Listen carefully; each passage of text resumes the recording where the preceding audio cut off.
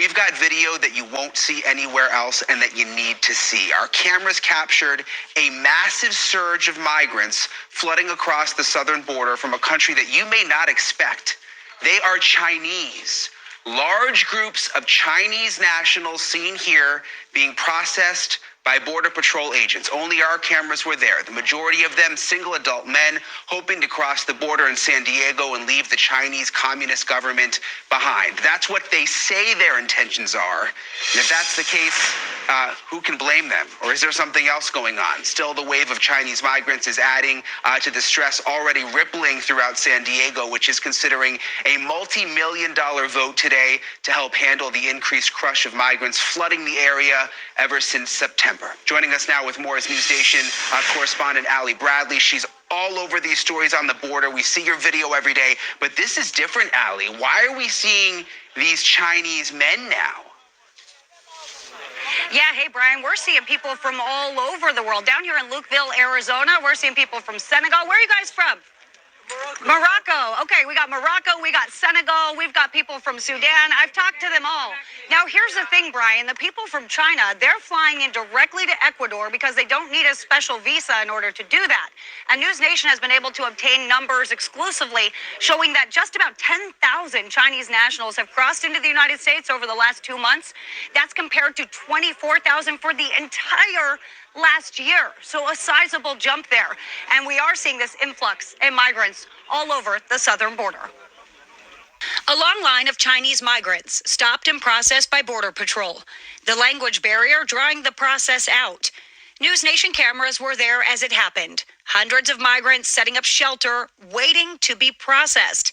Many say they want to get away from the Chinese Communist government and hope to be granted asylum in the U.S. Migrants like Bayan, she is from Vietnam. Her husband dragging a fallen branch to his shelter. He's from China. The couple say they traveled through 7 different countries to get here. Chinese migrants are not subject to the same vigorous vetting that migrants from countries considered special interest are. The reason? Officials tell NewsNation, politics.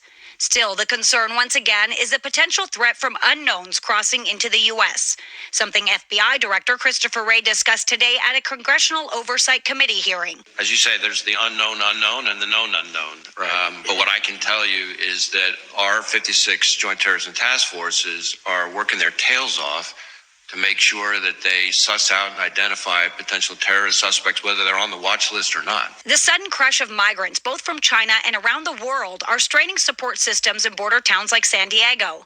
That county is voting today for $3 million in funding for migrant services. The county will soon run out of the $3 million they allocated back in October. Republican Councilmember Jim Desmond says this should not be a local issue. The dollars are going to give to these nonprofits that have been doing this job, which, like I said, I agree, it needs to be done because we really don't want, these migrants to be homeless on the streets here in San Diego County, but it should not be the taxpayers of San Diego County. It should be the federal government. Okay, so Brian, we can tell you that we are still awaiting that vote out of San Diego County, so that is still left to be seen. But when it comes to what we know about the migrants who have crossed into the United States over the last month, that's nearly 250,000 of those individuals. So, Allie, all these people that we see behind you, including the people from China that we referenced in the piece, I mean, what are they doing behind you now? Are they waiting for someone to pick them up? What's happening? Yeah, okay, so this is a really unique situation here in the Tucson sector because they're under a different time crunch because of an injunction that's in place for this sector. So these individuals have not even been what they say is received by Border Patrol. They are not in federal custody. They have not had their photo taken, no biometrics, no screening whatsoever. They have not been searched. We don't know what's on them. I mean, I actually found this little pocket knife right over here. So we don't know what's going on out here. But these people, some of them have been waiting 3 to 4 days. And it's because family units keep pouring over the border, Brian, and they take precedence. So they're going to be transported first. These guys are to come.